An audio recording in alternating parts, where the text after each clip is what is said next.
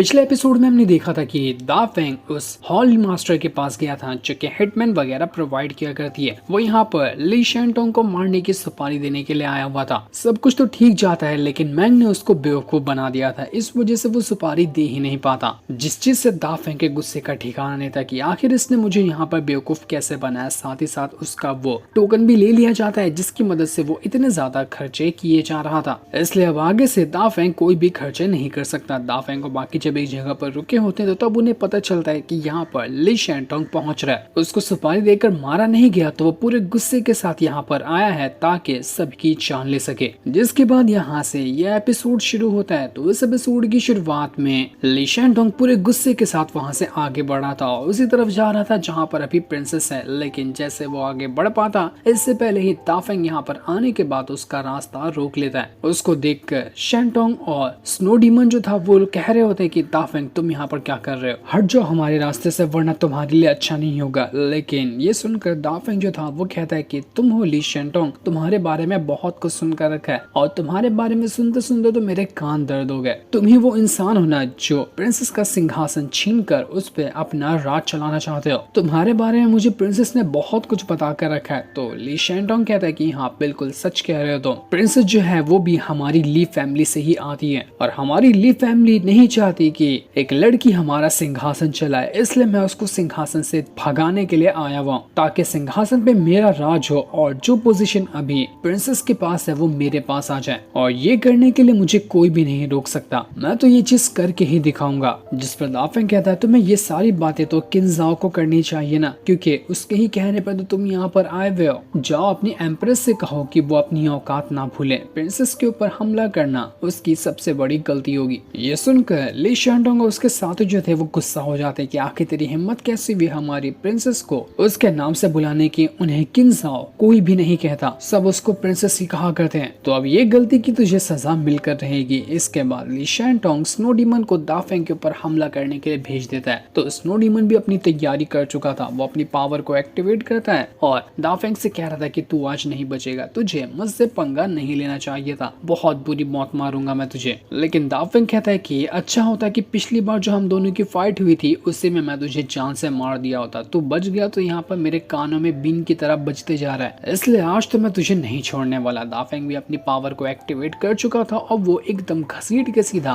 पंच ही मार देता है उस स्नो डीमन को। ये पंच इतना खतरनाक था कि आसपास के इलाके में धमाका हो जाता है। दोनों का अटैक एक दूसरे को जोर से लगा था लेकिन तब भी दा फेंग का जो पंच होता है उसमें ज्यादा ताकत थी और इस वजह से वो स्नो डीमन उड़कर दूर फेंका चुका था। उसकी हालत खराब हो जाती है लेकिन वो इतनी जल्दी हार मानने वाला नहीं था। वो दोबारा से दा फेंग के पास आता है और उसके ऊपर अटैक करने की कोशिश करता है, लेकिन दा फेंग ने इस बार भी उसकी हालत खराब करते हुए उसको मार कर दूर फेंक दिया था। स्नो डीमन कह रहा था कि एक बार मौका मिल जाए, जब मैं वापस से रिकवर हो जाऊंगा ना तब तुझे जिंदा नहीं छोड़ूंगा। ये देखकर ली शेंटोंग जो था वो अपने दूसरे साथियों को दा फेंग के ऊपर हमला करने भेज देता है। तो दो बंदे अपनी पावर को एक्टिवेट करते हुए दा फेंग की तरफ ही बढ़ने लग जाते ताकि उसकी जान ले सके। लेकिन दा फेंग भी इसके लिए पूरी तरह से तैयार था। वो अपनी पावर को एक्टिवेट करता है और एकदम खतरनाक पावर को एक्टिवेट करने के बाद उसने उन दोनों को एक ही हाथ से गला पकड़कर उड़ाते हुए दूर फेंक दिया था। इस वजह से दोनों की हालत खराब हो जाती है। दोनों तो अब यहाँ पर खड़े भी नहीं हो पा रहे थे। दा फेंग यहाँ पर अब अगला शिकार बनाने के लिए ली शेंटोंग को देख रहा था। वो फिर से अपनी पावर एक्टिवेट करता है ताकि ली शेंटोंग के ऊपर ये अटैक कर सके, लेकिन वो ये अटैक कर पाता कि बाकी लोग यहाँ पर आकर उसको रोक लेते और अब सब मिलकर दा फेंग के ऊपर हमला करने लग गए थे। पर दा फेंग सभी को बढ़िया तरीके से मजा चखाता है। जितने भी लोग यहाँ आ रहे थे कोई भी उसके सामने नहीं टिक पाता, लेकिन जब यहाँ पर बहुत ज्यादा लोग हो जाते हैं तो दा फेंग उससे कहता है कि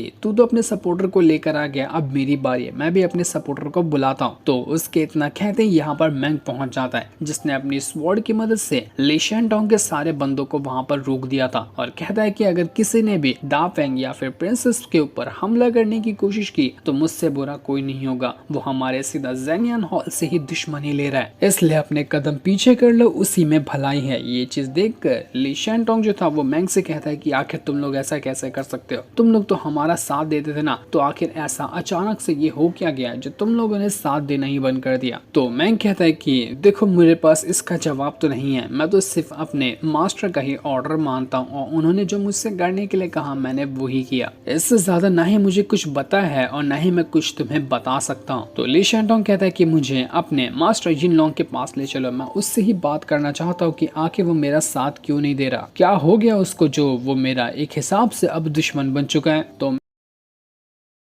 तो मैंग कहता है कि तुम उनसे बात भी नहीं कर सकते, वो एकदम अलग जगह पर चले गए हैं कल्टीवेशन करने के लिए, और उन्होंने कहा है कि कोई भी उनको जाकर डिस्टर्ब ना करे, तो तुम उनसे बात भी नहीं कर पाओगे, बेहतर यही होगा कि तुम यहाँ से रिटर्न चले जाओ और दाफेंग और प्रिंसेस के ऊपर हमला करने के बारे में सोचो भी मत, वरना हमारे अपने कदम उठाने पड़ेंगे। इतने साल से हमारी दोस्ती थी, लेकिन वो दोस्ती भुलानी पड़ेगी। ये सुनकर ली शेंटोंग के दिमाग में आग लग चुकी थी कि आखिर यहाँ पर इस दाफेंग ने ही जो किया है वो किया होगा, उसी की वजह से जिन लोग मेरा साथ नहीं दे रहा। वो एकदम गुस्से के साथ सभी को धमकी देते हुए कहता है कि इस बात तो मैं यहाँ से रिटर्न चाह रहा हूँ, लेकिन ये मत समझना कि हार कर जा रहा हूँ, अगली बार वापस आऊंगा और तुम लोगों को तुम्हारी औकात दिखाऊंगा। दाफेंग तू याद रखना, सबसे पहले तो मैं तुझे ही मारने आऊंगा, तेरी मौत मेरे हाथों लिखी हुई है और दुनिया की कोई ताकत तुझे मेरे हाथों से नहीं बचा सकती। जब तक जिंदा है उतना दिन आराम से खुशी मना ले। इतना कहने के बाद वो जो ली शेंटोंग था वो वहाँ से चला जाता है, लेकिन उसके भाषण से तो यहाँ पर दाफेंग को नींद आने लगी थी, तो दाफेंग वहाँ से उठकर चला ही जाता है कि इसका भाषण आखिर कौन ही सुनेगा। सीमा भी ये देखकर परेशान हो चुका था कि ये तो कोई बात ढंग से सुनता ही नहीं है, अपनी खाली मनमानी करता रहता है। इसके बाद दाफेंग जो था वो वहाँ से सीधा प्रिंसेस के पास पहुंच जाता है, और वहाँ आने के बाद वो उसको बता रहा था जो भी अभी ली शेंटोंग ने बात कही कि लड़ाई तो अभी शुरू हुई है, मैं वापस जरूर आऊंगा। तो ये सुनकर प्रिंसेस भी थोड़ा सा टेंशन में थी कि हमें यहाँ पर अपनी तैयारी करनी पड़ेगी। जब ली शेंटोंग ऐसा कहते हुए गया है तो मैं उसको अच्छे से जानती हूँ, वो चुप बैठने वालों में से बिल्कुल भी नहीं है, वो कोई ना कोई तरीका ढूंढता रहेगा ताकि हम लोगों को यहाँ पर मुसीबत में डाल सके।